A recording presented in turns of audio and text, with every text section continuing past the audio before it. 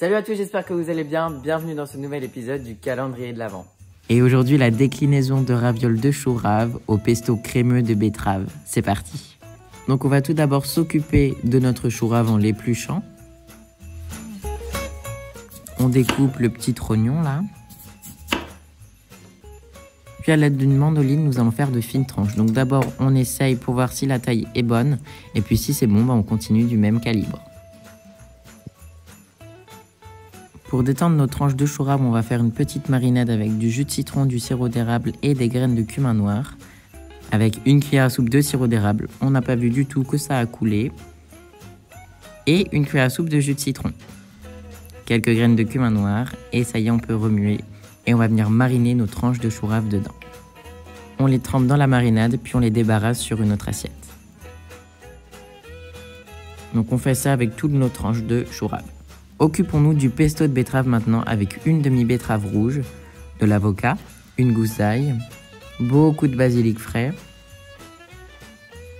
de la fleur de sel, du poivre noir fraîchement moulu et une petite cuillère à café d'origan sec. Pelons notre belle betterave.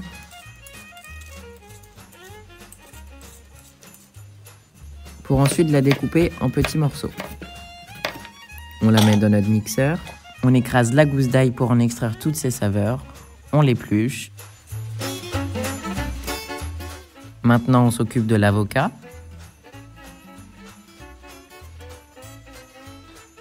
On va prendre un demi-avocat pour commencer.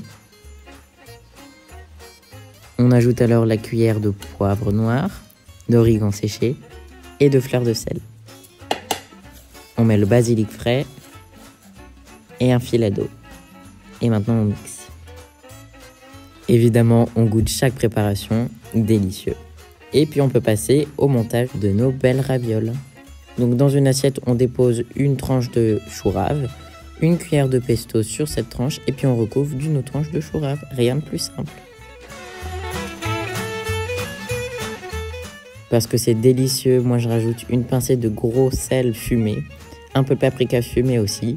Et voilà, notre première raviole est prête. Après, on se fait plaisir et on laisse notre créativité prendre le dessus et on fait des ravioles de toutes les formes qu'on veut. Donc là, j'ai essayé une étoile.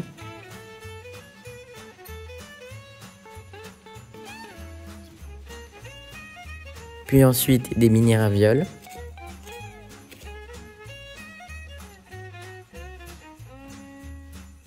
Et une autre grande raviole avec la tranche de chou rave qu'on a utilisée pour les mini ravioles.